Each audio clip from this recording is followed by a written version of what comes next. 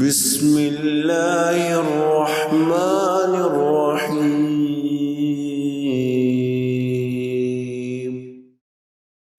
نحمده ونصلي على رسوله الكريم اعوذ باللہ من الشیطان الرجیم بسم اللہ الرحمن الرحیم رب اشرح لي صدری ویسر لي امری واحلل عقدۃ من لسانی یفقهوا قولی۔ اللہ تعالیٰ کی حفاظت کرو، اللہ تعالیٰ تمہاری حفاظت کرے گا۔ یہ وہ حدیث ہے جو ہم اپنے پچھلے 4 سیشن سے سیکھ رہے ہیں، اور آج اس حوالے سے ہمارا 5واں سیشن ہے، اور میں اس حدیث کو ایک دفعہ پھر دہرا دیتی ہوں تاکہ ہم ریکال کر لیں کہ حضور اکرم صلی اللہ علیہ وآلہ وسلم نے حضرت ابن عباس رضی اللہ تعالیٰ عنہ کو کیا نصیحتیں کی تھیں، اور وہ نصیحتیں دراصل ہمارے لیے ہیں اور قیامت تک آنے والے ہر مسلمان کے لیے ہے۔ امام احمد نے اس حدیث کو بیان کیا ہے، اور ابن عباس رضی اللہ تعالیٰ عنہ اس کے راوی ہیں۔ کہتے ہیں کنت ردیف النبی، میں حضور اکرم صلی اللہ علیہ وآلہ وسلم کے ساتھ ایک سفر میں تھا۔ فقال، تو آپ صلی اللہ علیہ وآلہ وسلم نے مجھے مخاطب کرتے ہوئے فرمایا، یا غلام، اے بچے، الا اعلمک کلمات، کیا میں تمہیں نہ سکھاؤں ایسی چند باتیں، ینفعک اللہ بہن، جن سے تمہیں اللہ تعالیٰ سے بہت فائدہ پہنچے گا۔ فقلت، تو میں نے کہا، بلا کیوں نہیں۔ فقال، تو آپ نے وہ باتیں سکھانی شروع کی، احفظ اللہ یحفظک، اللہ تعالیٰ کی حفاظت کرو، اللہ تعالیٰ تمہاری حفاظت کرے گا۔ دوسری بات، احفظ اللہ تجدہ امامک، اللہ تعالیٰ کی حفاظت کرتے رہنا، اسے ہمیشہ اپنے ساتھ پاؤ گے۔ تیسری نصیحت، تعرف الی اللہ فی الرخاء، اچھے دنوں میں، خوشی کے دنوں میں، خوشحالی اور کشادگی کے دنوں میں اللہ تعالیٰ کو یاد رکھنا۔ یعرفک فی الشدۃ، جب تمہارے اوپر سخت وقت آئے گا، آزمائش اور ابتلا میں مبتلا ہوگے، اللہ تعالیٰ تمہیں یاد رکھے گا۔ تیسری نصیحت آپ صلی اللہ علیہ وآلہ وسلم نے حضرت ابن عباس کو کرتے ہوئے فرمایا، وَإِذَا سَأَلْتَ فَاسْأَلِ اللَّهَ، اور جب تم نے مانگنا ہو تو اللہ کی مخلوق سے کسی سے نہ مانگنا، اللہ سے مانگنا۔ وَإِذَا اسْتَعَنْتَ، اور پھر 5ویں نصیحت یہ، اور پھر 6ٹھی، وَإِذَا اسْتَعَنْتَ فَاسْتَعِنْ بِاللَّهِ، آج ہم نے اسی کو سیکھنا ہے کہ جب بھی مدد کی ضرورت پڑے تو اللہ سے مدد مانگو۔ پھر 7ویں نصیحت کرتے ہوئے فرمایا، قد جف القلم بما ہوا کائن، یاد رکھنا جو کچھ قیامت تک ہونا ہے اس کو لکھ کر اللہ کے حکم سے قلم خشک ہو چکا ہے۔ پھر 8ویں نصیحت کرتے ہوئے فرمایا، فلو ان الخلق كلهم جميعا، اب اگر ساری مخلوق مل کر بھی، ارادوا ان ينفعوك بشيء، تمہیں کوئی فائدہ پہنچانے کی کوشش کر لیں،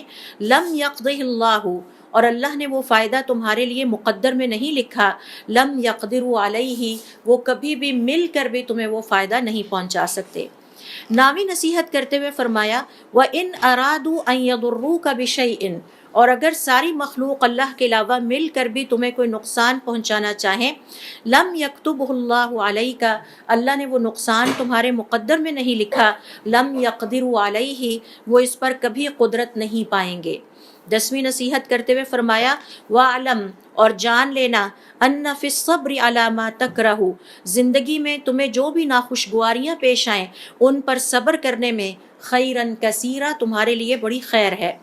11ویں نصیحت کرتے ہوئے فرمایا، وَأَنَّ النَّصْرَ مَعَ الصَّبْرِ، اور کامیابی صبر کے ساتھ ہی ملتی ہے، وَأَنَّ الْفَرْجَ مَعَ الْكَرْبِ، اور یہ کہ جب انسان پر آزمائش آتی ہے، سختی آتی ہے، تو اس کے ساتھ ہی اچھا وقت بھی نازل کر دیا جاتا ہے، وَأَنَّ مَعَ الْعُسْرِ يُسْرًا، اور یہ کہ ہر تنگی کے ساتھ آسانی ہے۔ تو یہ ہے حضور اکرم صلی اللہ علیہ وآلہ وسلم کی وہ حدیث جس میں آپ صلی اللہ علیہ وآلہ وسلم نے حضرت ابن عباس رضی اللہ تعالیٰ عنہ کو کچھ باتیں سکھائیں کہ اگر تم یہ باتیں سیکھ لو تو تمہیں اللہ تعالیٰ سے بہت فائدہ پہنچے گا۔ اور اس حوالے سے جو ہمارا آج کا سیشن ہے، پچھلی دفعہ ہم نے سیکھا تھا، وَإِذَا سَأَلْتَ فَاسْأَلِ اللَّهَ، اور جب تم نے مانگنا ہو تو صرف اللہ سے مانگو۔ اور آپ کو اچھی طرح یاد ہے کہ ہم نے پچھلی دفعہ کیا سیکھا تھا کہ ہمارے جو شریعت ہے اس کے مطابق قرآن کریم میں اللہ رب العزت نے ہمیں حکم دیا ہے کہ ہم صرف اور صرف اللہ تعالیٰ سے مانگیں اور اللہ کے علاوہ کسی کے سامنے دست سوال دراز نہ کریں۔ اللہ تعالیٰ کو یہ بہت ناپسند ہے کہ اللہ کو چھوڑ کر اس کی مخلوق سے امیدیں وابستہ کی جائیں، توقعات وابستہ کی جائیں اور یہ سمجھا جائے کہ یہ ہماری مدد کر سکتے ہیں۔ اور پھر آپ صلی اللہ علیہ وسلم نے یہ بھی فرمایا کہ اللہ تعالیٰ بار بار تکرار کر کے دوہرا کے مانگنے والوں سے محبت رکھتا ہے۔ حضرت ابو ہریرہ رضی اللہ تعالیٰ عنہ فرماتے ہیں کہ اللہ تعالیٰ پسند کرتا ہے کہ اس سے مانگا جائے، اور جو نہیں مانگتا اللہ تعالیٰ اس پر غضبناک ہوتا ہے۔ پھر اس کے بعد ہم نے دیکھا کہ کس طرح حضور اکرم صلی اللہ علیہ وسلم نے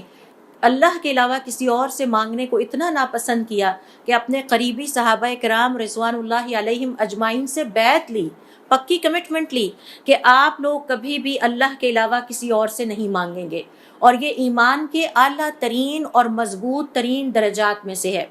اس کے بعد صحابہ کرام رضوان اللہ علیہم اجمعین کہتے ہیں ہم اتنے محتاط ہو گئے کہ ہم میں سے کوئی سواری پر ہوتا اور اس کی چھڑی نیچے گر جاتی تو وہ کسی دوسرے سے یہ نہ کہتا مجھے پکڑاؤ، بلکہ سواری سے اترتا، خود اپنی سٹک اٹھاتا اور واپس سواری پر بیٹھتا۔ پھر ہم نے اس حوالے سے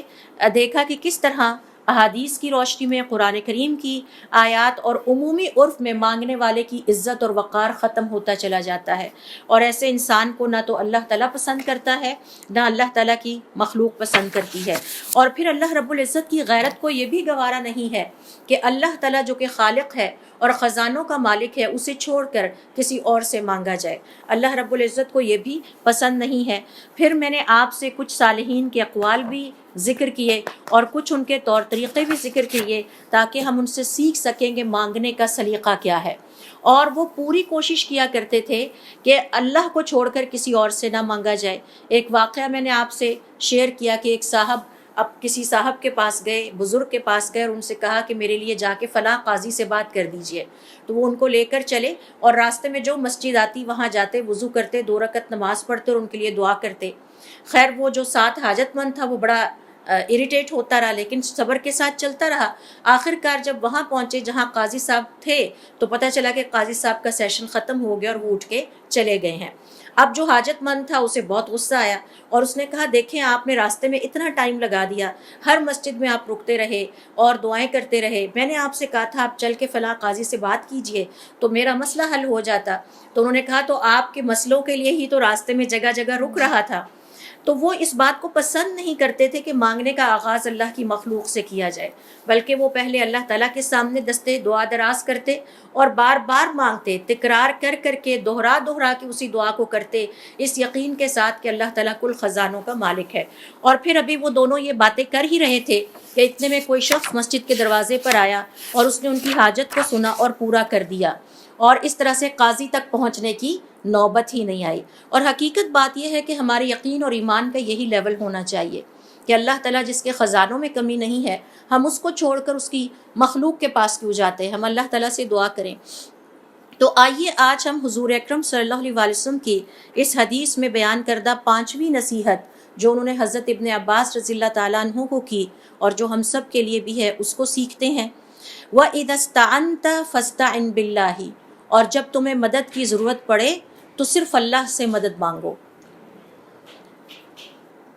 چونکہ ہمیں اللہ تعالیٰ نے حکم دیا ہے کہ ہم اچھے دنوں میں، خوشی کے دنوں میں، کشادگی کے دنوں میں اللہ رب العزت کو یاد کرتے رہیں، کیونکہ اللہ تعالیٰ کو یاد کرنا، اللہ تعالیٰ سے مانگنا، اللہ تعالیٰ کا ذکر کرتے رہنا یہ عبادت ہے۔ اور جب ہم مانگنا بند کر دیتے ہیں تو گویا ہم ایک بہت ہی عظیم عبادت کو روک دیتے ہیں جو کہ اللہ تعالیٰ کو پسند نہیں ہے۔ سورۃ الغافر کی آیت نمبر 60 دیکھیے جس میں اللہ تعالیٰ فرماتے ہیں وَقَالَ رَبُّكُمُ ادْعُونِي أَسْتَجِبْ لَكُمْ، اور تمہارے رب کا یہ فرمان ہے کہ مجھ سے مانگو میں تمہیں عطا کروں گا۔ اب اس کے بعد علماء کرام کا یہ کہنا ہے کہ ذرا غور کیجئے، سورۃ الفاتحہ کی آیت نمبر 5 میں اللہ تعالیٰ کا ارشاد ہے إِيَّاكَ نَعْبُدُ وَإِيَّاكَ نَسْتَعِينُ، اے اللہ تعالیٰ ہم تیری ہی عبادت کرتے ہیں اور تجھ ہی سے مدد مانگتے ہیں۔ تو یہاں پر استعانت کا جو لفظ ہے یعنی مدد طلب کرنے کا وہ آیا ہے، اور علماء کرام کا یہ کہنا ہے تمام آسمانی کتابوں یعنی تمام ریویلڈ بکس کا جو نچوڑ ہے وہ یہ آیت ہے ایاک نعبد و ایاک نستعین، اے اللہ تعالیٰ ہم تیری ہی عبادت کرتے ہیں اور تجھی سے مدد مانگتے ہیں۔ یہاں لفظ نعبدو بہت واسٹ ورڈ ہے، اس میں دعا بھی آتی ہے، کہ اللہ تعالیٰ ہم تجھ سے ہی دعا کرتے ہیں اور تجھ سے ہی مدد بھی طلب کرتے ہیں۔ علماء کرام کا یہ کہنا ہے کہ جب ہم اللہ تعالیٰ سے مدد طلب کرتے ہیں، جسے استعانہ کہا گیا ہے، وَإِذَا اسْتَعَنْتَ، اور جب مدد چاہیے ہو، فَاسْتَعِنْ بِاللَّهِ، تو اللہ تعالیٰ سے مدد طلب کریں۔ اس میں دو اس کے پہلو پائے جاتے ہیں کہ ہم کیوں اللہ تعالیٰ سے مدد طلب کرتے ہیں اور کیوں اللہ تعالیٰ سے مدد مانگتے ہیں۔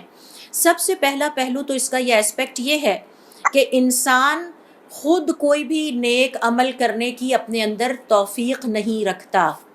یہ توفیق اسے اللہ تعالیٰ کی طرف سے عطا ہوتی ہے۔ اگر ہم یہ سمجھتے ہیں کہ میں نمازی ہوں تو اس میں میرا کوئی پرسنل کریڈٹ ہے، اگر ہم یہ سمجھتے ہیں کہ میں نیکی کے راستے پر چل رہی ہوں تو اس میں میرے شاید توفیق میرے ہاتھ میں ہے، تو ایسا نہیں ہے۔ یہ توفیق اللہ تعالیٰ عطا کرتے ہیں، اور ان کو عطا کرتے ہیں جو اللہ سے طلب کرتے ہیں، جو اللہ سے اس کے طلبگار ہوتے ہیں۔ دوسرا، استعانت میں یہ پہلو پایا جاتا ہے کہ کوئی بھی انسان، بنی آدم، اپنے دین اور دنیا کے فائدے، اپنی دنیا اور آخرت کے فائدے صرف اور صرف اللہ رب العزت کی مدد سے ہی پا سکتا ہے۔ اگر اللہ رب العزت نے کسی اپنے نیک بندے کی مدد کر دی تو وہ خوش قسمت ہو جاتا ہے، اور جسے اللہ تعالیٰ رسوا کر دے اسے کوئی بھی عطا نہیں کر سکتا۔ تو ہمارے پاس اللہ رب العزت کی جتنی بھی نعمتیں ہیں اس میں ہمارا کوئی ذاتی کمال نہیں ہے، یہ اللہ تعالیٰ کی دین ہے اور اللہ تعالیٰ کے فیصلے ہیں۔ تو جب ہم اللہ تعالیٰ سے مدد مانگتے ہیں تو گویا ہم اعتراف کر رہے ہوتے ہیں کہ اے اللہ تعالیٰ، توفیق کے خزانے آپ کے ہاتھ میں ہیں، آپ ہمیں توفیق عطا کیجئے تاکہ ہم اپنے لیے دنیا اور آخرت کے فائدے سمیٹ سکیں، دنیا اور آخرت کی مصلحتیں سمیٹ سکیں۔ یہی وجہ ہے کہ ہمیں دعا سکھائی گئی ہے، ربنا آتنا فی الدنیا حسنۃ، ہمیں دنیا کی بھی نعمتیں چاہیے، وفی الآخرۃ حسنہ، اور آخرت جو موت سے جس کا آغاز ہوتا ہے وہاں سے بھی ہمیں اللہ تعالیٰ کی نعمتیں چاہیے۔ موت کے وقت اگر اللہ کا ساتھ عطا ہو جائے تو اور کیا چاہیے۔ وہ سفر جو بہت وحشت میں کٹنا تھا وہ بہت انسیت کے ساتھ انسان کا کٹ جاتا ہے۔ حضور اکرم صلی اللہ علیہ وسلم اپنی ایک صحیح حدیث میں فرماتے ہیں، احرص علی ما ینفعک، ہر وہ چیز جو تمہیں فائدہ پہنچائے اس کا لالچ کرو، واستعن باللہ، اور اس کے لیے اللہ سے مدد مانگو۔ مجھے پتہ ہے کہ نماز سے مجھے فائدہ پہنچنا ہے تو اللہ تعالیٰ سے مدد مانگے کہ اللہ تعالیٰ میری مدد کیجئے تاکہ میں نماز پڑھ سکوں۔ اور آپ یہ دعا مانگتے ہیں، رب اعنی علی ذکرک و شکرک و حسن عبادتک، وہاں بھی آپ اللہ سے مدد مانگتے ہیں۔ استعانت، اعن، رب اعنی علی ذکرک و شکرک و حسن عبادتک، صدقہ کرنا ہے، اللہ تعالیٰ کی عطا کردہ توفیق کے بغیر ہو ہی نہیں سکتا۔ اللہ تعالیٰ سے مدد مانگیے کہ اللہ تعالیٰ مجھے صدقہ کرنا ہے، مجھے ہمت اور توفیق دیجیے کہ میں صحیح افراد تک اس صدقے کو پہنچا سکوں۔ تو آپ صلی اللہ علیہ وسلم نے فرمایا، احرص علی ما ینفعک، ہر وہ کام جس سے تمہیں فائدہ پہنچے، ہر وہ عمل صالح، اس کا لالچ کرو۔ اگلا لالچ یہ ہونا چاہیے کہ اب میں کوئی اور نیکی کا کام کر دوں، مثلاً کسی کی بیماری کا سنا تو فوراً ارادہ باندھ لیا کہ اللہ تعالیٰ مجھے توفیق عطا فرما کہ میں اس کی عیادت کے لیے جاؤں اور مجھے عیادت کا وہ ثواب ملے جو آپ نے مریض کی عیادت کا رکھا ہے۔ پھر پتہ چلا کسی کی ڈیتھ ہو گئی ہے، پھر اللہ تعالیٰ سے مدد مانگیے کہ اللہ تعالیٰ مجھے اس نماز جنازہ میں شامل ہونے کی توفیق اور ہمت دیجیے۔ اور سچی بات ہے کہ یہ توفیق اور ہمت اللہ کی طرف سے ہوتی ہے، ہم انسانوں کا کوئی ذاتی کمال نہیں ہے کہ ہم یہ نیکی کے کام کر سکیں۔ تو پھر اللہ تعالیٰ سے مدد مانگیے۔ تو یہ ہے اس حدیث کا مطلب، احرص علی ما ینفعک، دین کا علم سیکھنا چاہتے ہیں، اپنے آپ کو مزید امپروو کرنا چاہتے ہیں، اللہ تعالیٰ سے دعا کیجیے اور اس کا لالچ رکھیے کہ مجھے موقع ملے تو میں ہاتھ سے نہیں جانے دوں گی۔ واستعن باللہ، اور اللہ سے مدد مانگو، ولا تعجز، تم عاجز نہیں پڑو گے۔ عاجز کا مطلب یہ ہوتا ہے کہ آپ قدرت کے باوجود کوئی کام نہ کر سکیں، صحت بھی ہے، وقت بھی فارغ ہے، لیکن نماز کے لیے اٹھا ہی نہیں جا رہا، اور ایک طرف وہ بوڑھا بندہ جس سے چلا نہیں جاتا وہ تہجد بھی پڑھتا ہے۔ تو اصل میں قوت ایمان کی قوت ہوتی ہے، جسمانی قوت نہیں ہے۔ ولا تعجز، تو تم کبھی بھی عاجز نہیں پڑو گے۔ عاجز ہو جانے سے بچنا چاہتے ہو تو اللہ تعالیٰ سے مدد مانگو۔ اور آپ صلی اللہ علیہ وسلم اس حوالے سے اپنے خطبے میں کہا کرتے تھے، فرمایا کرتے تھے، اور صحابہ کرام رضوان اللہ علیہم اجمعین کو بھی سکھایا کہ یہ کہا کرو، الحمدللہ تمام تعریفیں اللہ تعالیٰ کے لیے ہیں۔ نستعینہ، ہم اسی کی مدد مانگتے ہیں، ونستہدیہ، اور ہم اسی سے ہدایت طلب کرتے ہیں۔ تو ہدایت سے پہلے کیا مانگا؟ استعانت، اے اللہ تعالیٰ میری مدد فرما دے۔ نیکی کے کام سے پہلے اے اللہ تعالیٰ میری مدد فرما دے۔ کوئی بھی کام کرنا ہے، حتیٰ کہ دنیا کا کوئی کام کرنا ہے، آپ نے گھر خریدنا ہے، آپ نے گاڑی خریدنی ہے، استخارہ بھی کیجیے اور اللہ تعالیٰ سے استعانت بھی طلب کیجیے۔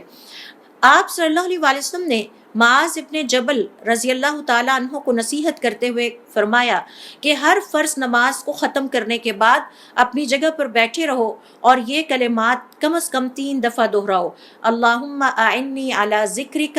و شکرک و حسن عبادتک۔ اے اللہ تعالیٰ میری مدد کیجئے کہ میں اچھے انداز سے ہمیشہ آپ کا ذکر کرتی رہوں، آپ کی شکر گزار رہوں اور آپ کی بہترین طریقے سے عبادت کرتی رہوں۔ آپ صلی اللہ علیہ وسلم یہ دعا کیا کرتے تھے، یا ربی اعنی، اے میرے رب میری مدد کیجئے، ولا تعن علیہ، اور میرے خلاف میری مدد نہ کیجئے۔ تو یہ دعا ہمیں اپنی دعاؤں میں شامل کر لینی چاہیے کہ ہم نے اللہ تعالیٰ سے مانگنا ہے، یا ربی اعنی، اے میرے رب میری مدد کیجئے، ولا تعن علیہ، اور میرے خلاف کسی کی مدد نہ کیجئے۔ اور پھر وہ دعائے قنوت جس میں آپ قنوت پڑھا کرتے تھے، اس میں آپ صلی اللہ علیہ وسلم کے کیا الفاظ ہیں دیکھیے، اللہم انا نستعینک، اے اللہ تعالیٰ ہم آپ سے مدد طلب کرتے ہیں، ونستہدیک، اور آپ ہی سے ہدایت طلب کرتے ہیں۔ تو میرے والدین میری کوئی مدد نہیں کر سکتے، میری ماں کو بے شک مجھ سے جتنا مرضی پیار ہے، رات کو وہ جاگے گی نہیں کہ میں اس کی حفاظت کروں، سب کچھ ہر اللہ کے حوالے کر کے ہم سارے سو جائیں گے۔ تو جب ہم سب اپنے آپ سے بھی بے خبر ہوتے ہیں، اس وقت ہماری حفاظت کون کر رہا ہوتا ہے؟ اللہ تعالیٰ۔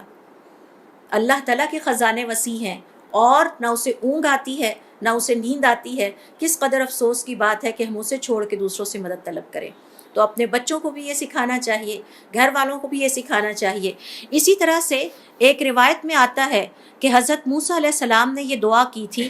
جب انہوں نے سمندر کے اوپر اپنا عصا مارا اور سمندر پھٹ پڑا،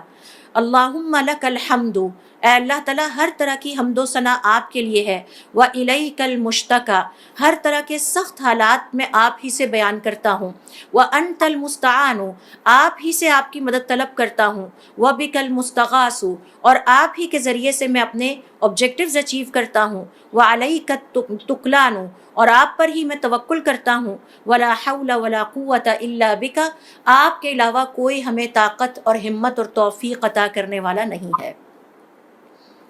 لہٰذا بحیثیت اللہ کے بندہ ہونے کے ہمیں یہ بات اچھی طرح سے سمجھ لینی چاہیے کہ اللہ تعالیٰ نے ہمیں جن نیک کاموں کے کرنے کا حکم دیا ہے، اس میں بھی ہمیں اللہ تعالیٰ کی مدد مانگنی چاہیے۔ ہمیں یہ نہیں سمجھنا چاہیے کہ یہ نیکی کے کام ہم خود ہی کر لیں گے، اللہ تعالیٰ سے مدد مانگنی چاہیے، اور جن کاموں کے کرنے سے اللہ تعالیٰ نے ہمیں روکا ہے، ان سے باز آنے کے لیے بھی ہمیں اللہ تعالیٰ سے مدد مانگنی چاہیے۔ حضرت ابو ہریرہ رضی اللہ تعالیٰ عنہ ایک دفعہ دعا کر رہے تھے، اے اللہ تعالیٰ میں آپ سے پناہ مانگتا ہوں چوری سے اور زنا سے۔ تو ارد گرد سننے والے بڑے حیران ہوئے، تو آپ نے فرمایا کہ ہاں مجھے ڈر لگتا ہے کہ کہیں میں ایسے کاموں میں مبتلا نہ ہو جاؤں جن سے اللہ نے مجھے روکا ہے۔ تو اس لیے وہ دعا کر رہے تھے، اے اللہ تعالیٰ میں آپ کی مدد مانگتا ہوں اور آپ کی پناہ میں آتا ہوں کہ مجھے چوری سے اپنی زندگی میں بچا کے رکھیں، اور زنا سے بچا کے رکھیں، اور شرک سے بچا کے رکھیں۔ تو ہمیں بھی چاہیے کہ ہم اپنے لیے، اپنی آل اولاد کے لیے دعا کریں کہ جن کاموں کے کرنے سے اللہ نے روکا ہے، مثال کے طور پر ہم سود کو ناپسند کرتے ہیں، یا اللہ تعالیٰ مجھے اور میری آنے والی قیامت تک نسلوں کو سود سے بچا کے رکھنا، یا اللہ تعالیٰ مجھے اور ہماری نسلوں کو اپنی نافرمانیوں سے بچا کے رکھنا۔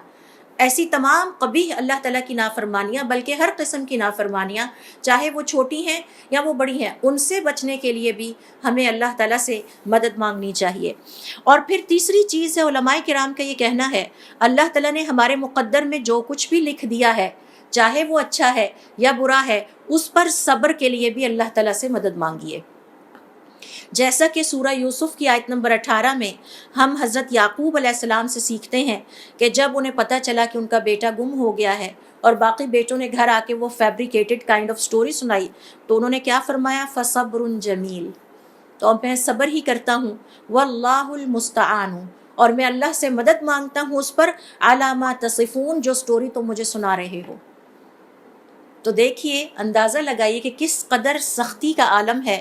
کسی کو یہ پتہ چلے کہ اس کا بچہ لاپتہ ہو گیا ہے تو اس کے بعد ماں یا باپ کی حالت کیا ہوگی؟ نہ کوئی نوالا حلق سے اترتا ہے، نہ کوئی پانی کا گھونٹ اترتا ہے یہ سوچ کر کہ میرا بچہ کہاں ہوگا اور کس حال میں ہوگا۔ اس شدید یعنی فوت ہو جائے تو صبر آ جاتا ہے، آپ کچھ کھا بھی سکتے ہیں، آپ پی بھی سکتے ہیں، لیکن اگر یہ پتہ چل جائے گم ہو گیا ہے تو آپ نفسیاتی مریض بن جاتے ہیں۔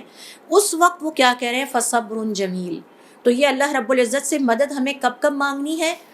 جب ہم نے نیکی کے کام کرنے ہو، جب ہم نے اپنے آپ کو اللہ تعالیٰ کی نافرمانیوں سے بچانا ہو، اور ہمارے مقدر میں اللہ تعالیٰ نے جو آزمائشیں لکھتی ہیں ان پر بھی صبر کرنے کے لیے، صبر کے لیے بھی ہمیں اللہ سے مدد مانگنی چاہیے۔ فصبر جمیل، اے اللہ تعالیٰ میں آپ سے صبر جمیل کا سوال کرتا ہوں، میری زبان سے کوئی ایسا لفظ نہ نکلے جس میں شکوہ ہو اور یہ صبر خراب ہو جائے۔ صبر جمیل وہ صبر ہوتا ہے، اس کی ڈیفینیشن یہ ہے کہ جس میں اللہ رب العزت کے لیے زبان سے کوئی شکوہ نہیں نکلتا۔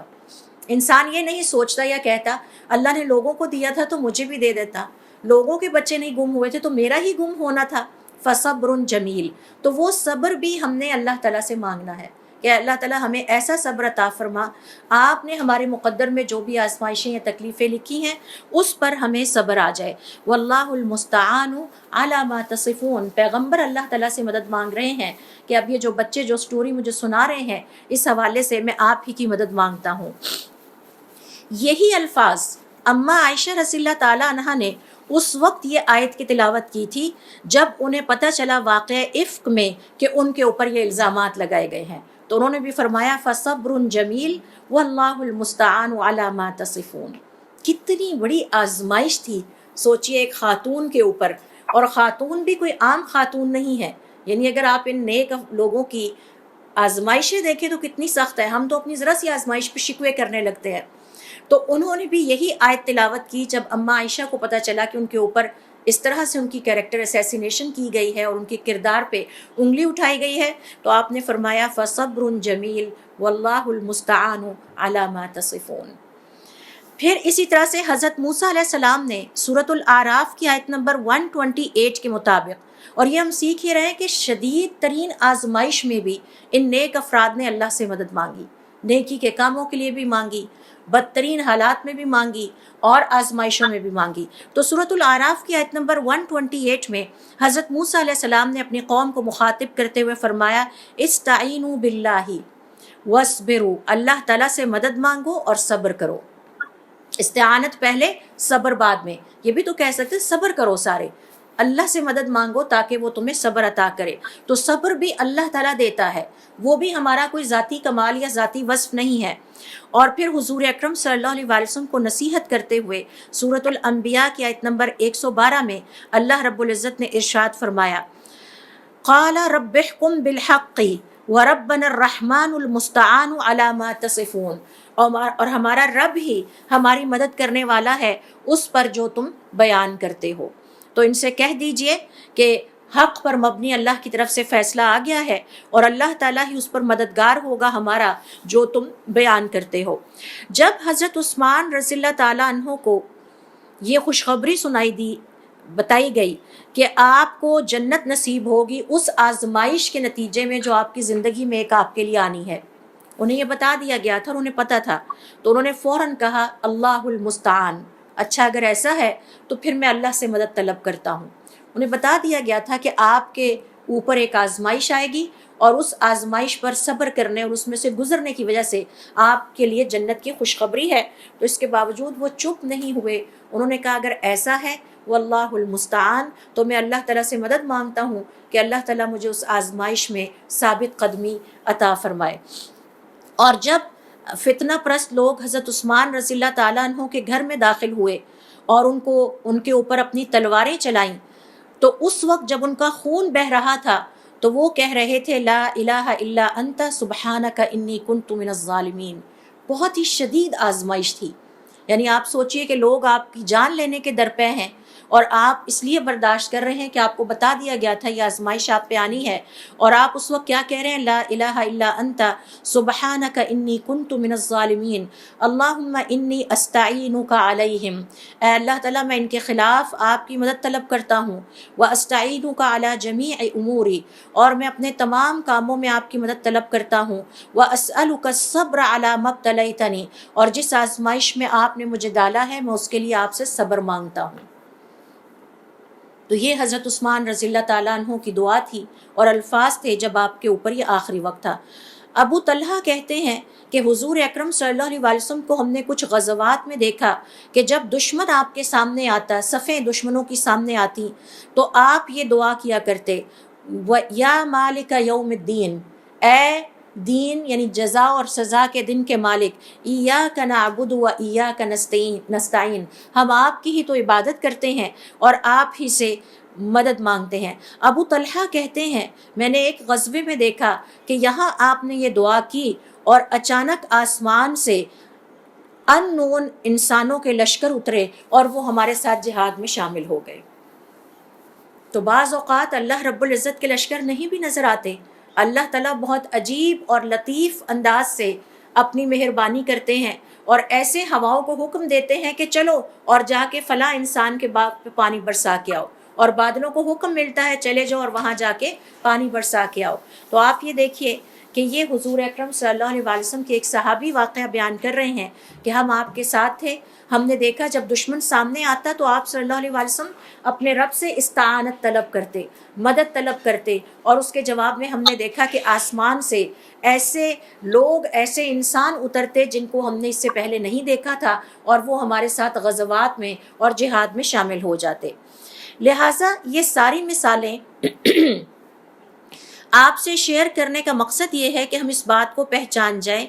کہ ہمیں ہر کام کے لیے، چاہے وہ دنیا کے کام ہیں، چاہے وہ ہماری آخرت کے مصلحتیں اور فائدے ہیں، ہمیں اللہ رب العزت کی مدد کی ضرورت ہے، اور ہمیں اللہ تعالیٰ سے ہر کام کے لیے، چاہے وہ دنیا کے کام ہیں چاہے وہ آخرت کے کام ہیں، ان کے لیے اللہ تعالیٰ سے مدد طلب کرنی چاہیے۔ اس حوالے سے زبیر اپنی وصیت لکھ رہے تھے اور اپنے بیٹے کو لکھوا رہے تھے، تو کہنے لگے کہ اے میرے بیٹے، خاص طور پر خیال رکھنا میرے اوپر اتنا قرض ہے اور اس قرض کو ادا تم نے کرنا ہے، بار بار دہرایا، اور ساتھ فرمایا کہ اے میرے پیارے بیٹے، اگر تم میرا قرض ادا نہ کر سکو تو میرے رب کو پکارنا اور اس سے مدد مانگنا، وہ میرے قرض ادا کر دے گا۔ بیٹے کو بھی یہ سکھا رہے ہیں، یہ نہیں کہہ رہے کہ اچھا بیٹا اگر آپ قرض نہ ادا کر سکے تو فلاں میرے دوست ہیں انکل، ان کے پاس چلے جانا اور ان سے کہنا مجھے اتنے درہم دے دیں۔ کیا کہہ رہے ہیں کہ اے پیارے بیٹے، اگر تم قرض ادا کرنے سے میرے بعد، میرا قرض اتارنے سے عاجز آ جاؤ تو میرے رب کو پکارنا، فاستعن بمولایا، میرے خالق کو پکارنا اور اس سے مدد مانگنا، انشاءاللہ قرض ادا ہو جائے گا۔ کتنی خوبصورت بات ہے جو کہ وہ اپنے بیٹے کو وصیت میں لکھوا رہے ہیں اور بیٹے کو بھی سکھا رہے ہیں کہ اگر خود کچھ نہ کر سکو تو پھر اللہ سے مدد مانگو۔ تو کہتے ہیں کہ میں نے اپنے والد سے کہا یا ابتی من مولا کا، یہ آپ کا مالک کون ہے؟ آپ کہہ رہے ہیں نا کہ اگر تم میرا قرض ادا نہ کر سکو تو میرے مالک سے مدد مانگنا، تو یہ آپ کا مالک کون ہے؟ قال اللہ، تو انہوں نے کہا اللہ، وہ میرا مالک ہے۔ قالا، کہتے ہیں میرے والد کا انتقال ہوا اور مجھے ان کے بعد جب بھی ان کا قرض ادا کرنے میں مشکل پیش آئی تو میں ہاتھ اٹھاتا اور دعا کرتا، یا مولا زبیر، اے زبیر کے مالک، اقضی عنہ دینہ، اس کا قرض ادا کر دیجئے، فیقضیہ، تو اللہ تعالیٰ اس کو ادا کرتے چلے گئے۔ انہی الفاظ سے پکارتے، اپنے باپ کا نام لے کر کہ اے میرے باپ کے مالک، آپ جانتے ہیں کہ یہ قرض مجھے ادا کرنا ہے اور میں مشکل میں پڑ رہا ہوں، تو آپ ان کا قرض ادا کیجئے۔ اور کہتے ہیں کہ ساتھ ہی اللہ کی طرف سے آسانی ہوتی اور آہستہ آہستہ کر کے میں نے اپنے والد کا سارا قرض ادا کر دیا۔ عمر بن الخطاب رضی اللہ تعالیٰ عنہ کہتے ہیں، اور پہلی دفعہ انہوں نے اپنے پہلے خطبے میں خلیفہ بننے کے بعد اپنی عوام کو پکارا، ان کو ایڈریس کیا اور کہا کہ یہ جو عرب ہیں ان کی مثال ایسے ہی ہے جیسے کوئی لاپرواہ قسم کا اونٹ ہوتا ہے، کوئی ادھر کو جا رہا ہے، کوئی ادھر کو جا رہا ہے، کوئی آرگنائز لوگ نہیں تھے، اور اب ان کی لگام میرے ہاتھ میں پکڑا دی گئی ہے، ایک ایسا جانور جو سدھایا ہوا نہیں ہے، جو کسی چیز کو مانتا نہیں اس کی لگام مجھے دے دی گئی ہے۔ وَإِنِّي حَامِلُهُ عَلَى الْمَحَجَّةِ وَمُسْتَعِينٌ بِاللَّهِ عَلَيْهِ، میں اللہ سے مدد مانگتا ہوں کہ اللہ تعالیٰ ان کی اصلاح کی مجھے توفیق عطا فرمائے۔ آج ہم گھروں میں اپنی اولادوں کی اصلاح سے بڑے پریشان ہیں، لیکن اصل بات یہ ہے کہ ہمیں اللہ سے مانگنے کا سلیقہ نہیں آتا۔ ہمیں یہ نہیں پتہ کہ ہم نے اللہ سے اپنے دنیاوی امور کے لیے مدد کیسے مانگنی ہے، اور ہمیں یہ نہیں پتہ کہ ہم نے اپنی مشکلات کو اللہ تعالیٰ سے کیسے بیان کرنا ہے۔ تو ہمارے یہ صالحین ہمیں سکھا رہے ہیں، آئیے ہم ان سے طریقہ سیکھتے ہیں کہ ہم نے اللہ تعالیٰ سے مدد کیسے طلب کرنی ہے۔ اور اسی طرح سے اللہ کے بندوں کو اللہ کی مدد کی ضرورت اس وقت بھی پڑے گی، زندگی میں بھی پڑے گی، اور پھر ایک اور بڑا کرٹیکل ٹائم ہے جس پہ مجھے اور آپ کو مدد کی ضرورت پڑے گی، اور وہ ہے جب موت کے مراحل کا آغاز ہو جائے۔ اس میں ہمارے ساتھ ہمارے پیارے کہیں پیچھے رہ جاتے ہیں۔ جیسے ہی وہ جرنی سٹارٹ ہوتا ہے ایک ان نون ڈیسٹینیشن کی طرف، جہاں پر ہم نے تنہا رہتے ہوئے وہ سفر کاٹنا ہے، اور ہمارے ساتھ نہ تو اس دنیا کا مال جانا ہے، نہ اس دنیا سے کوئی بھی محبوب شخصیت ہمارے ساتھ جائے گی، تو اگر ہمیں اللہ سے مدد مانگنے کی عادت ہوگی اور اس چیز کا اندازہ ہوگا کہ اس سفر میں ہمارے ساتھ اگر کوئی ہو سکتا ہے تو وہ صرف اللہ ہے، اور اس سے مدد مانگی جائے کہ اللہ تعالیٰ ہمارے لیے اس سفر کو آسان کر دے۔ خالد ابن الولید کا آخری وقت قریب آ گیا، اور ان کے پاس جو لوگ تھے ان میں سے ایک شخص کھڑا تھا، اور اس نے کہا کہ مجھے لگتا ہے خدا کی قسم کہ خالد بن ولید موت سے خوف کھا رہے ہیں۔ ظاہر ہے موت کی ایک دہشت ہے، موت کی ایک گھبراہٹ ہے، اور موت کا ایک خوف ہے، ایک انجانے راستے پر چلنا، ہمیں نہیں پتہ کیا ہوگا ہمارے ساتھ، ہمارا رزلٹ کیا نکلنا ہے، کن کن باتوں پہ پکڑ ہونی ہے، کن کن چیزوں کے بارے میں پوچھا جانا ہے۔ یہ کوئی آسان مرحلہ نہیں ہے۔ ہم نے اپنے پچھلے سیشن میں سیکھا تھا کہ مسلمان پر زندگی میں جو سب سے بڑی مصیبت آتی ہے وہ اس کے موت یا انتقال کا جو سفر ہے وہ اس کے لیے مشکل ترین ہوتا ہے۔ تو کہتے ہیں کہ خالد ابن ولید نے کہا ہاں اس میں کوئی شک نہیں، لیکن میں اس وقت اللہ رب العزت سے اس کی مدد طلب کر رہا ہوں۔ تو حالت نزع میں بھی ہمارے یہ صالحین بھولتے نہیں تھے کہ اس مشکل میں ہم نے کس سے مدد طلب کرنی ہے۔ عامر ابن عبداللہ ابن زبیر کہتے ہیں کہ میں ان کے پاس تھا موت کے وقت، تو میں نے دیکھا کہ وہ رو رہے ہیں، تو میں نے ان سے پوچھا کہ آپ کیوں رو رہے ہیں؟ تو کہتے ہیں کہ مجھے تو صرف اس بات کا دکھ ہے کہ اب دن کے روزے اور رات کا قیام مجھے دوبارہ نصیب نہیں ہوگا۔ مجھے اس دنیا سے جانے کا کوئی دکھ نہیں، صرف مجھے یہ دکھ ہے کہ یہ جو نیک کام میں کیا کرتا تھا اب اس کا وقت ختم ہو گیا ہے اور میں اس کو انجوائے کیا کرتا تھا۔ اور پھر اس کے بعد فرمایا کہ میں اپنے رب سے ہی مدد مانگتا ہوں کہ اللہ تعالیٰ میرے لیے اس سفر کو آسان کر دے۔ تو آخری لمحے تک وہ اللہ تعالیٰ سے دعا گو رہتے کہ اللہ تعالیٰ ہماری اس مشکل میں ہماری مدد کیجیے۔ اس کے بعد آتے ہیں حضور اکرم صلی اللہ علیہ وسلم کی اگلی نصیحت پر، جو انہوں نے حضرت ابن عباس رضی اللہ تعالیٰ عنہ کو کی، اور وہ ہے جف القلم بما ہوا کائن۔ اے بچے، تقدیر کا قلم سب کچھ لکھ کر خشک ہو چکا۔ ایک اور حدیث میں الفاظ ہیں رفعت الاقلام، جمع کا صیغہ آیا ہے کہ تمام اقلام اٹھا دیے گئے ہیں، وجفت الکتب، اور جو لکھا گیا ہے اس کی سیاہی خشک ہو چکی ہے۔ اور تیسری روایت میں آپ صلی اللہ علیہ وسلم کے الفاظ ہیں وجفت الصحف، اور تقدیر کے صحیفوں کی سیاہی خشک ہو چکی ہے۔ تو یہ کیا نصیحت ہے، آئیے ذرا اس کو بھی دیکھ لیتے ہیں۔ علماء کرام کا یہ کہنا ہے جو اس حدیث کی تشریح بیان کرتے ہیں، امام نووی رحمۃ اللہ علیہ اور دیگر مبارک پوری وغیرہ، وہ کہتے ہیں کہ اس کا مطلب یہ ہے کہ ہمیں ایک بات کا زندگی میں یقین رکھنا چاہیے کہ تقدیر جو اللہ تعالیٰ نے ہماری لکھ دی ہے وہ نافذ ہو کر رہے گی، وہ نافذ ہو کر رہے گی، اور وہ ساری تقدیر اللہ رب العزت کے پاس ایک طویل مدت سے پہلے ہی لکھی جا چکی ہے۔ کیونکہ جب کتاب کو لکھ لیا جاتا تھا پرانے زمانوں میں، اور اس کی کتابت سے کاتب فارغ ہو جاتا تھا اور اس پر کافی وقت گزر جاتا تھا، اور دوبارہ قلم سے اس کو ری رائٹ یا کوئی ایڈیشن نہیں کی جاتی تھی، تو ایسے میں وہ قلم بھی خشک ہو جاتے تھے اور وہ لکھائی بھی خشک ہو جاتی تھی جو ان اقلام سے لکھی جاتی تھی۔ تو اس کا مطلب یہ ہے کہ اس حدیث میں ہمیں یہ بتایا گیا ہے کہ اللہ رب العزت نے ہمارے مقدر میں جو فائدے، جو نقصانات، جو کچھ لکھنا تھا وہ سارا لکھا جا چکا ہے۔ سورۃ الحدید کی آیت نمبر 22 اس حوالے سے دیکھیے، ما اصاب من مصیبت فی الارض ولا فی انفسکم، اس زمین میں تمہیں جو مصیبت آتی ہے یا تمہاری اپنی جانوں پر کوئی آزمائش آتی ہے، الا فی کتاب من قبل، یہ سب کچھ اللہ تعالیٰ کے پاس لکھا ہوا ہے۔ اور پھر آگے چل کے دیکھیے، امام ضحاک کہتے ہیں کہ ابن عباس رضی اللہ تعالیٰ عنہ فرماتے ہیں، بے شک اللہ تعالیٰ نے اپنی مخلوقات میں سے سب سے پہلے قلم کو پیدا فرمایا، فَأَمَرَهُ، پھر قلم کو حکم دیا، لِيَجْرِيَ بِإِذْنِهِ، تاکہ وہ اللہ کے حکم سے چل پڑے اور لکھے۔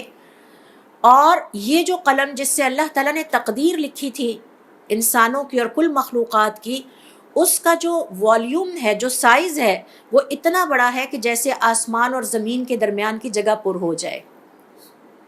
اللہ رب العزت کی بعض مخلوقات ہیں جو بہت بڑی بڑی ہیں، جن میں اللہ تعالیٰ کا عرش بھی ہے، اللہ تعالیٰ کی کرسی بھی ہے، جس میں بہت سارے فرشتے بھی ہیں جو کہ بہت عظیم قسم کی مخلوقات ہیں۔ تو ان میں سے ایک قلم بھی ہے، اور یہ قلم اپنے حجم میں، اپنے والیوم میں اس قدر بڑا ہے کہ آسمانوں اور زمین کے درمیانی خلا کو پر کر دے۔ اور پھر قلم نے کہا، بما یا رب اجری، اے میرے رب میں کیا کروں، کیا لکھوں؟ قالا، جو تم یہ لکھو کہ میں خالق ہوں، اور میری مخلوقات میں قیامت تک جو واقعات ہونے ہیں، حتیٰ کہ بارش کا قطرہ بھی، حتیٰ کہ ایک چھوٹا سا پودا اور اس کے پتے بھی، حتیٰ کہ مخلوقات کی سانس بھی، حتیٰ کہ ان کا عمل بھی، ان کا رزق اور ان کا آخری وقت بھی، یہ سارا کچھ اللہ تعالیٰ نے حکم دیا کہ قلم کو کہ لکھ دے، اور صرف ایک کن کہا اور قلم نے سب کچھ لکھ دیا۔ اپنے پچھلے سیشن میں ہم نے سیکھا تھا کہ اللہ تعالیٰ صرف ایک کن کہتے ہیں، میرا کلام ایک کن ہے، اور اسی سے عذاب آتا ہے اور اسی سے نعمت ہوتی ہے۔ تو قلم کو جب حکم دیا، اس نے یہ ساری ڈیٹیلز اللہ رب العزت کے حکم پر لکھ دی، اور روایت ہے ابن عباس رضی اللہ تعالیٰ عنہ کی۔ ابو سفیان ابن عباس رضی اللہ تعالیٰ عنہ سے ایک اور روایت بیان کرتے ہیں کہ اللہ تعالیٰ نے اپنی مخلوقات میں سے سب سے پہلے قلم کو پیدا کیا، پھر قلم کو مخاطب کرتے ہوئے فرمایا، اکتب۔ آج ہم کمپیوٹر پہ کمانڈز دیتے ہیں اور وہ ہمارے قلم ہیں، ہم ان کے ذریعے سے لکھتے ہیں۔ قال وما اکتب، تو قلم نے کہا کہ میں کیا لکھوں؟ قال، آپ نے فرمایا، القدر، تقدیر، تمام تقدیر جو ہے وہ لکھ دیں۔ فجرا بما ہوا کائن الی تقوم الساعہ، تو قلم چلنے لگا اور وہ سب کچھ لکھ ڈالا اللہ کے حکم سے جو قیامت تک ہونا ہے، چاہے اس میں ہمارے سانسوں کی تعداد ہے، ہمارا رزق ہے، ہمارا آخری وقت ہے، چاہے اس میں کوئی چھوٹا سا ننھا سا پودا اور اس کے پتے تک، ہر چیز اس قلم نے لکھ ڈالی۔ اور پھر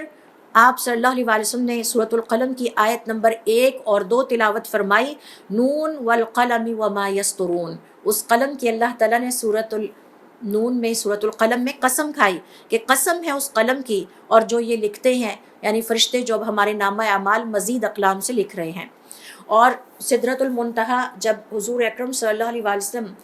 واقعہ معراج کے سفر پہ گئے، آپ بیان فرماتے ہیں کہ میں وہاں تک پہنچا، سدرۃ المنتہا تک، جہاں پہ میں نے فرشتوں کے لکھتے ہوئے اقلام کی سرسراہٹ سنی۔ فرشتے جو ہمارے اعمال لکھتے ہیں، جنہیں تولتے ہیں، آگے بھیجتے ہیں، رپورٹس کمپائل کرتے ہیں، ان اقلام کی سرسراہٹ حضور اکرم صلی اللہ علیہ وسلم نے سنی، یعنی وہاں تک آپ گئے۔ ابن عباس رضی اللہ تعالیٰ عنہ سے ہی ایک اور مرفوع حدیث ہے کہ جس میں وہ فرماتے ہیں، اول شیء خلقہ اللہ القلم، اللہ تعالیٰ نے سب سے پہلے جس چیز کو پیدا کیا وہ قلم تھا۔ ثم خلق النون، پھر نون کو پیدا کیا، اور یہ فرماتے ہیں کہ نون سے مراد دوات ہے،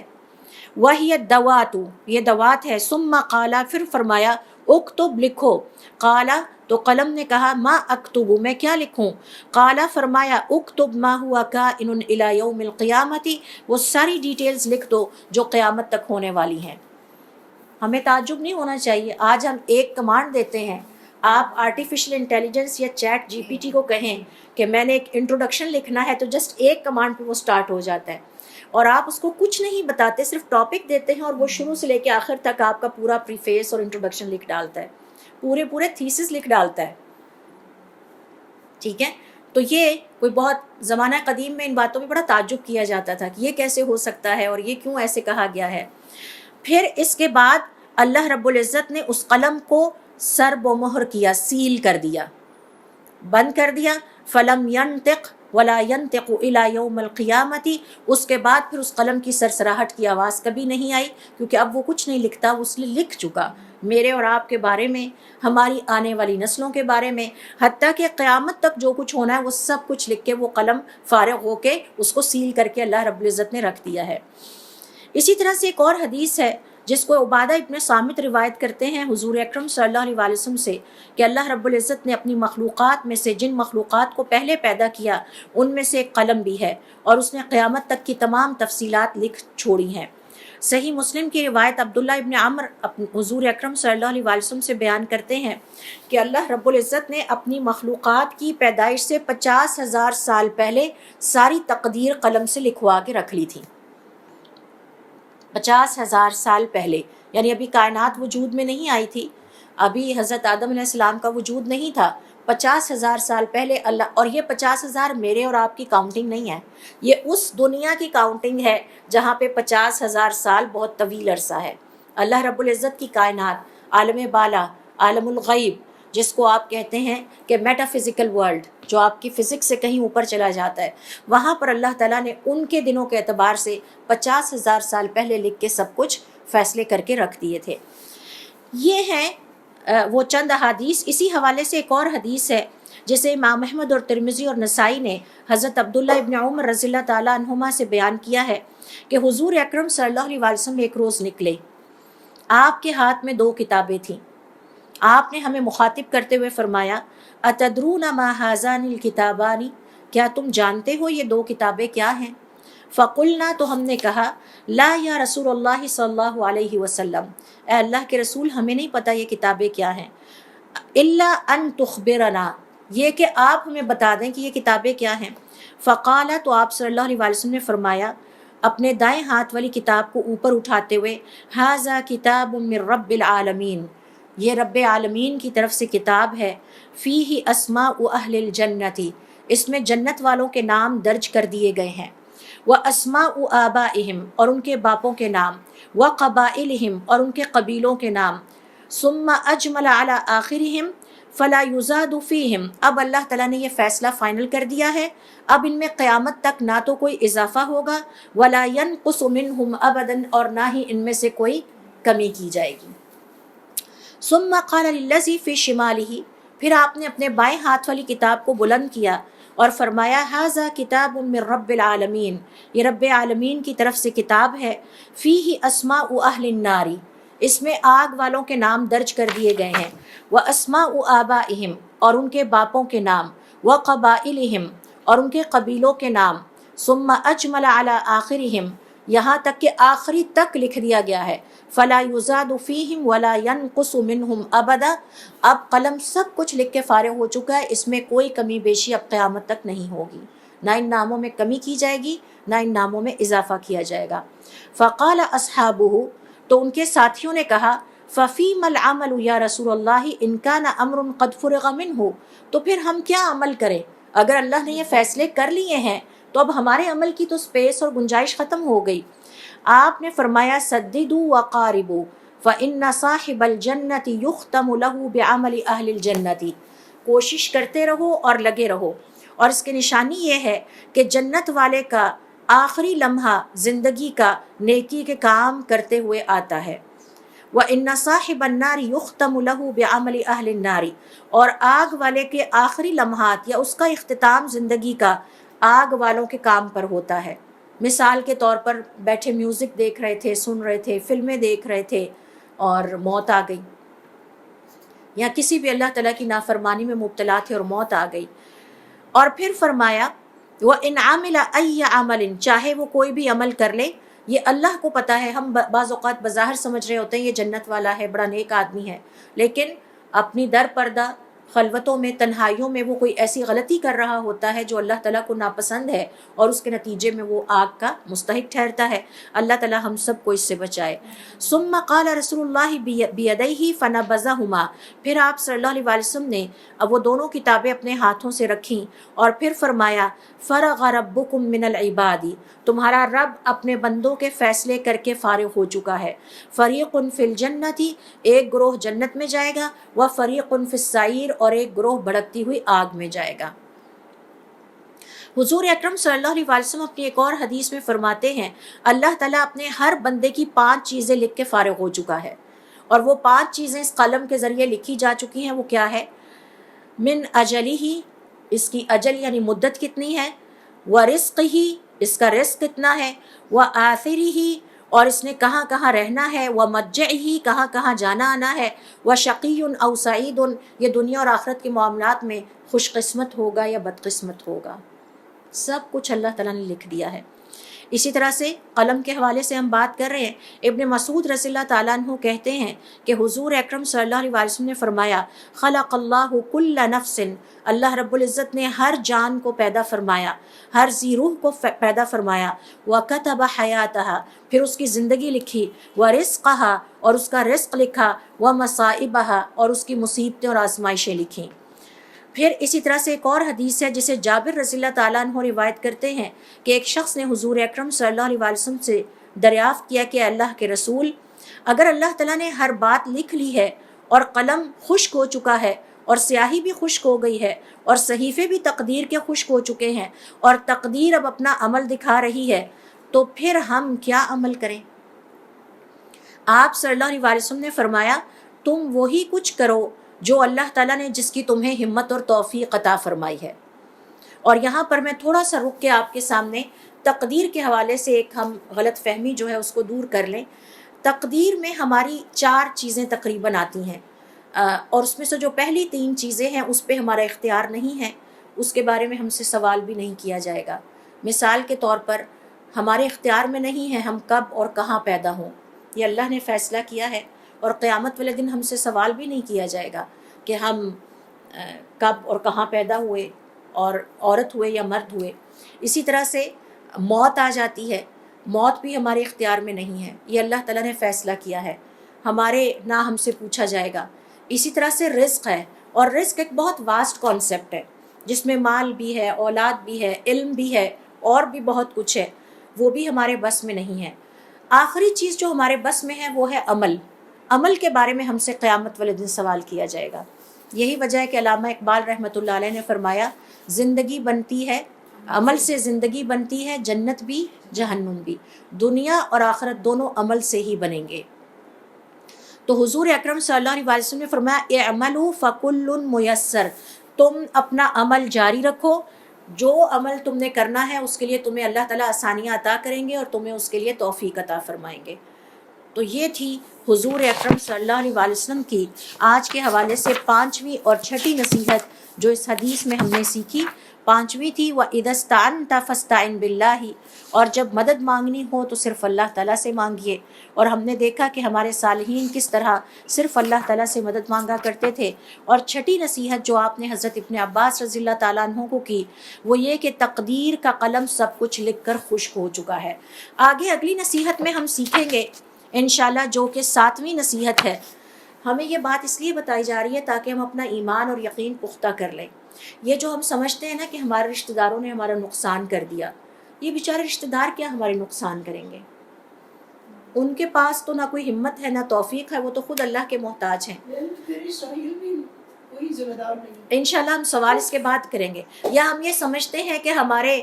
اولاد نے ہمارا نقصان کر دیا، اصل بات یہ نہیں ہے۔ حضرت عثمان رضی اللہ تعالیٰ عنہ پر جب سخت وقت آیا تو وہ کیا کہہ رہے تھے؟ لا الہ الا انت سبحانک انی کنت من الظالمین۔ ہماری اپنی کوئی ایسی اللہ تعالیٰ کی نافرمانی اور کوتاہی ہوتی ہے جس کی وجہ سے کبھی ہمیں کوئی تنگ کرتا ہے، کبھی کوئی پریشان کرتا ہے۔ تو حضرت عثمان رضی اللہ تعالیٰ عنہ نے پہلے اپنے غلطیوں کا اعتراف کیا، اللہ تعالیٰ کے حق میں کوتاہی کا اعتراف کیا۔ لہٰذا اگر ہمیں ہمارے شوہر تنگ کرتے ہیں یا ہم اپنے بچوں کے ہاتھوں پریشان ہوتے ہیں یا رشتہ داروں کے، تو یقین کر لیجئے کہ اس کی پہلا سبب ہم خود ہیں۔ ہم سے کہیں کوئی غلطی ایسی ہوئی ہے کہ جس کے نتیجے میں ہم یہ ٹارچر یا یہ سخت وقت ہمارے اوپر آیا ہوا ہے. تو انہوں نے فوراً کیا کہا؟ لا الہ الا انت سبحانک انی کنت من الظالمین. اور پھر کہا کہ وبک استعین واللہ المستعان، میں اللہ تعالیٰ سے مدد طلب کرتا ہوں. لہٰذا اللہ رب العزت اس دعا کے ساتھ آج کے سیشن کا ہم اختتام کرتے ہیں کہ اللہ تعالیٰ ہمیں ہمت اور توفیق عطا فرمائے کہ ہم اس کے دین کو سیکھنے کے لیے وقت نکالیں، اس پر عمل کرنے کی توفیق عطا فرمائے اور اس پیغام کو عام کرنے کی توفیق عطا فرمائے. سبحانک اللہم و بحمدک اشہد ان لا الہ الا انت استغفرک و اتوب الیک.